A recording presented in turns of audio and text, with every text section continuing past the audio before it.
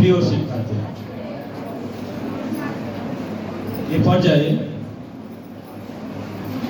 SSC পরীক্ষার্থীদের বিদায় উপলক্ষে অত্র বিদ্যালয়ের শিক্ষার্থীদের মধ্য থেকে নবম শ্রেণীর শিক্ষার্থী মোসাম্মদ ফাতেমা খাতুন বক্তব্য নিয়ে আসছেন। সম্মানিত সভাপতি, শ্রদ্ধেয় শিক্ষকবৃন্দ এবং আমার প্রিয় বিদায়ী আপু ভাইয়েরা, আসসালামু আলাইকুম। আজকের এই বিদায় অনুষ্ঠানটি আমাদের জন্য অত্যন্ত আনন্দের, কিন্তু তার চেয়ে বেশি কষ্টের। আজ আমাদের স্কুলের আপনাদের সাথে কাটানো দিনগুলি সমাপ্তি ঘটছে। ছিলেন না, আপনারা ছিলেন আমাদের অভিভাবক এবং বড় ভাই বোনের মতো।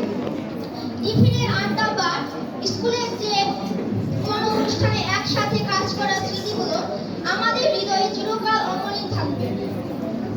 আপনারা শিখিয়েছেন কিভাবে নিয়ম মেনে চলতে হয়, নানা ধরনের ভুলে শাসন করেছেন। আপনাদের সেই শাসনে আমাদের সঠিক পথ চলার অনুপ্রেরণা জাগিয়েছে। আজ আপনারা স্কুলের গণ্ডি পেরিয়ে